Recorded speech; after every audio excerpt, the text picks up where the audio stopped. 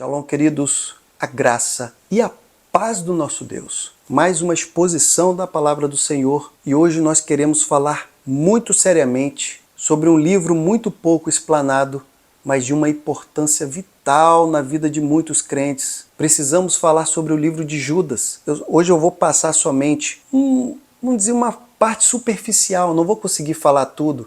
Apesar de ser um livro pequeno, mas ele é profundo. E se eu fosse falar aqui, levaria aqui muitas horas. Mas hoje teremos um estudo onde eu vou tentar tirar o máximo de proveito. Falarei do capítulo 1, dos versos 3 até o 7. Eu tenho certeza que vai ser proveitoso. Você vai gostar de entender esses versículos. E por que Judas ele fez essa epístola direcionada com um objetivo muito claro. Você vai se encantar com os ensinamentos e da forma que ele explanou para alertar a igreja do Senhor. Gostou até aqui? Se inscreva no canal, compartilhe nas suas redes sociais. E, querido, se você puder, seja membro desse canal. E aí você pode nos ajudar a aumentarmos a estrutura, a melhorarmos ainda mais para levarmos a palavra de Deus. Eu tenho certeza que ainda podemos chegar mais longe. Dito isso, vem comigo.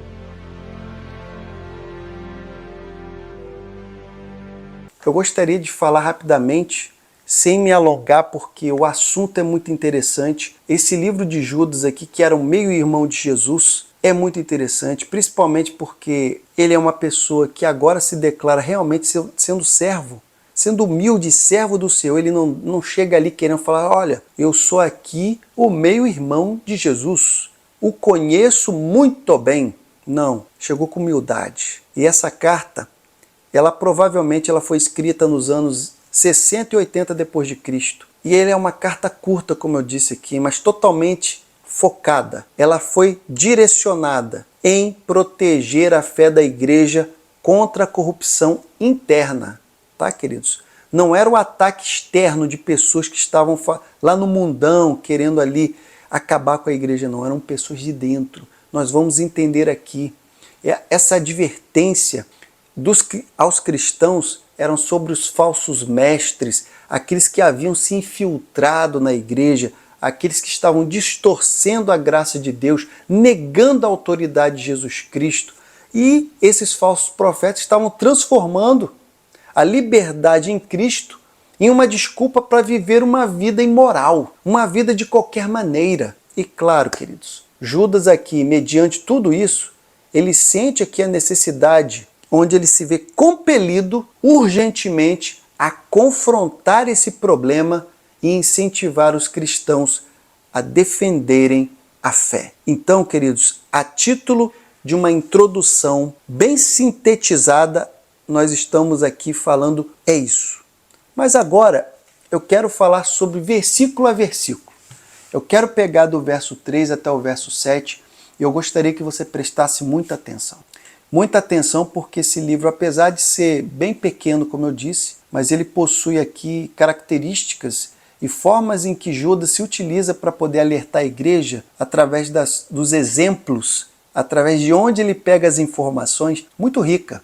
E que, com certeza, para grandes preletores seria excelente. A primeira que nós olhamos aqui é no verso 3, onde ele vai falar o seguinte: amados, embora estivesse muito ansioso para escrever-lhes acerca da salvação que compartilhamos, senti que era necessário escrever-lhes insistindo que batalhassem pela fé que de uma vez por todas foi confiadas aos santos.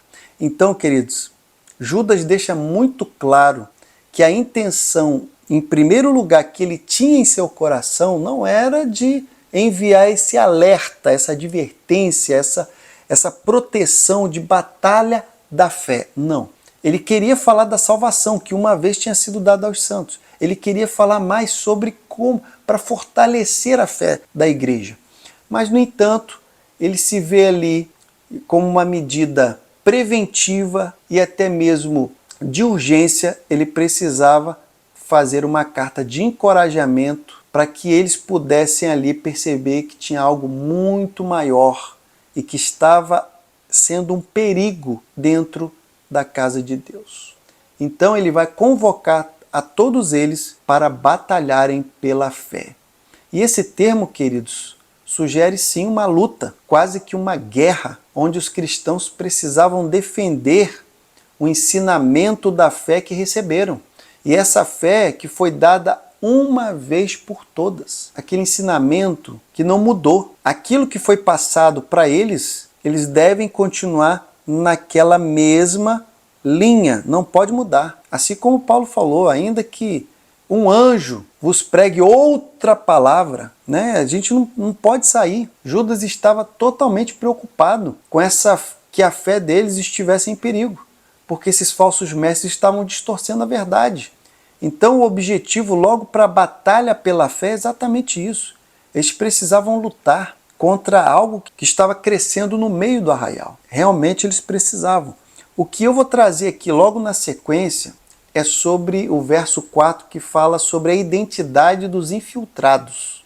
Veja que ele vai dizer o seguinte: pois certos indivíduos cuja condenação já estava sentenciada há muito, se infiltraram no meio de vocês, os quais transformam a graça de Deus em libertinagem e negam a Jesus Cristo, o nosso único e soberano Senhor. Bom, vamos entender o que Judas está trazendo aqui para a igreja. Judas, como eu disse aqui, ele já identificou o problema. Os falsos mestres, eles entraram na igreja com a roupagem de cristão, falavam como cristão, agiam como cristão, usavam ali o ambiente comum onde estavam os cristãos para tentar destruir e distorcer a fé de todos eles. Eles não estavam ali descaradamente falando: olha, nós queremos que vocês venham a crer no que nós acreditamos. Eles não falavam, eles não citavam que eles eram pessoas que estavam contra o evangelho do Senhor. Não. Eles estavam ali de forma sorrateira, eles estavam ali escondidos, infiltrados, eles estavam totalmente disfarçados no meio de toda a igreja. E eles estavam promovendo aqui uma falsa interpretação da graça. Eles estavam transformando a graça em um convite para a libertinagem, distorcendo. As pessoas devem olhar a graça de Deus como convite à santidade, mas não à libertinagem. E veja que eles falavam, eles davam a desculpa como viver uma vida pecaminosa não tinha nada que os condenasse. Era como assim: Deus é amor, Deus não vai julgar, Deus não vai condenar, nós podemos. E o mais interessante é que Judas vai dizer algo mais grave ainda. Judas ainda continua dizendo: negam a Jesus Cristo, nosso único e soberano Senhor. O que isso significa para nós? Significa que eles negavam diretamente a divindade de Jesus e a sua autoridade moral. Eles negavam. Em qualquer dos casos, distorcer a graça de Deus, eles pervertiam também o ensino sobre quem era Jesus, como deve viver uma vida cristã. Então, assim, vamos nos deparar que hoje, nos nossos dias, o que mais existe são pessoas que parecem cristãs, têm roupa, têm a fala, têm até os jargões de cristão, mas de igual modo vivem a distorcer a fé através de uma falsa palavra que não está na Bíblia. Utiliza-se ali de pequenas passagens para poder distorcer um contexto onde a Bíblia não fala nada daquilo. E acaba trazendo isso, uma falsa liberdade. Olha, Jesus nos trouxe para a liberdade e eles querem pegar a graça de Deus. E a graça de Deus é um favor imerecido, é aquilo que a gente nem merecia. Ou seja, então, se a graça de Deus, se nós formos alcançados por um favor que a gente não merecia, evidentemente que se fizermos algo que possa ser ruim, que possa ser pecaminoso, o Senhor vai nos perdoar. Certamente seremos perdoados. E até mesmo a forma como as pessoas vão ensinar sobre quem é Jesus é diferente. É exatamente isso, tirar a característica de Jesus como é amor, mas também é juiz, porque o Senhor Jesus ele foi identificado na Bíblia como advogado, ele defende. Sim, Ele é amor? É. Mas ele também é justiça. E as pessoas praticamente querem colocar um perfil de quem é Jesus totalmente diferente do que a Bíblia identifica. A Bíblia em nenhum momento diz que o Senhor Jesus não vai ali, totalmente ele vai julgar as pessoas. Não, Jesus não vai fazer isso não, Jesus é amor. Então distorce quem é Jesus e distorce inclusive como o Senhor Jesus chamou as pessoas para viverem. Quem não se lembra quando Jesus estava diante, onde uma mulher estava praticamente quase sendo sentenciada a ser morta por apedrejamento, ele então disse: quem não tiver pecado, atire a primeira pedra. Depois de todo esse evento, ele não vira para essa mulher e fala assim: olha, vá agora viver a sua vida. Ele não fala isso. Ele diz: vai e não peques mais. O que é totalmente diferente. É um conselho onde o mestre fala: muda a sua vida, muda a trajetória do seu viver, modifica o que você está fazendo hoje. Vai, mas muda o seu estilo de vida, muda o que você está fazendo. Bom, dando continuidade aqui, já nos versos 5 até o 7, nós temos aqui exemplos do juízo de Deus. Por isso que eu falei aqui que muitas pessoas, inclusive na atualidade, elas apelam muito para o lado do Jesus é o amor, Jesus é o perdão, Jesus é a graça, e sempre vai por esse caminho e se esquece que há a justiça de Deus.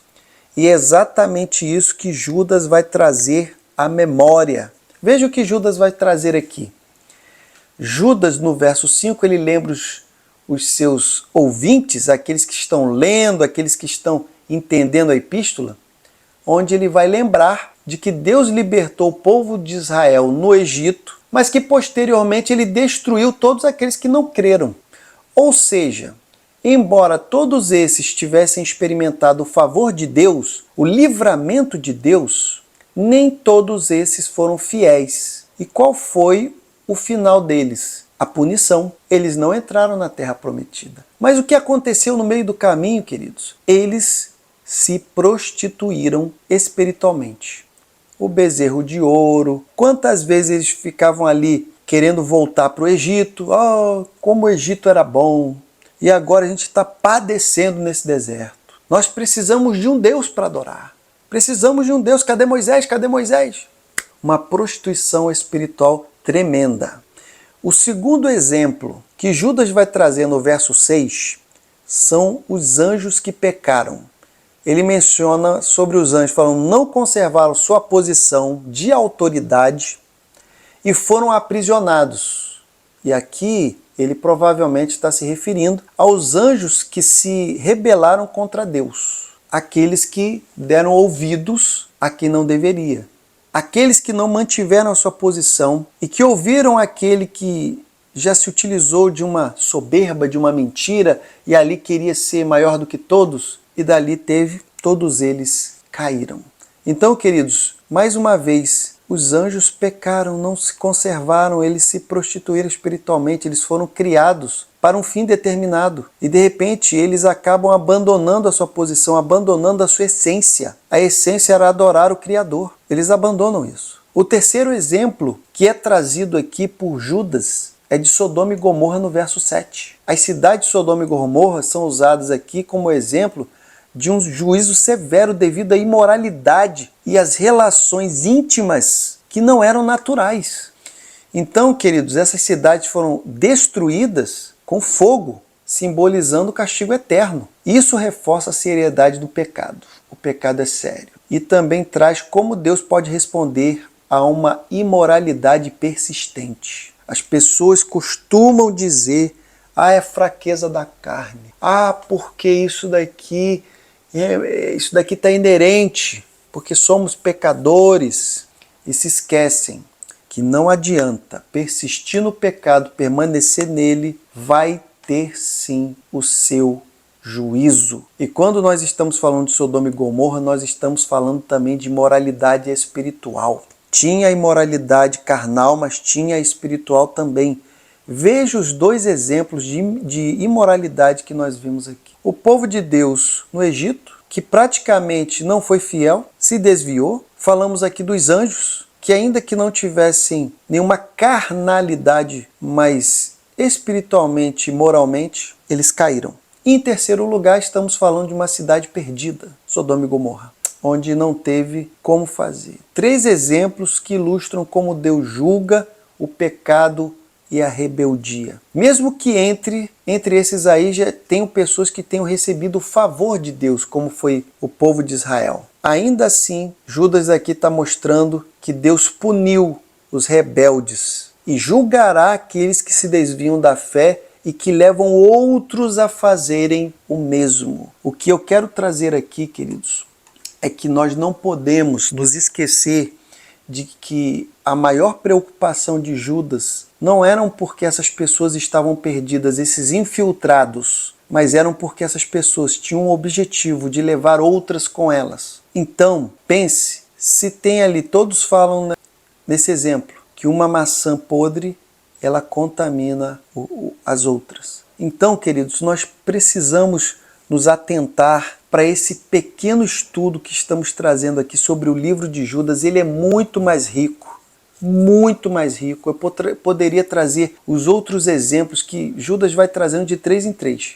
Ele é muito didático. Esse livro é maravilhoso. Inclusive, posteriormente, eu tenho sim o objetivo de fazer um estudo completo e trazer aqui para os membros. Aquele que se torna membro aqui, vou trazer um especial do livro todo.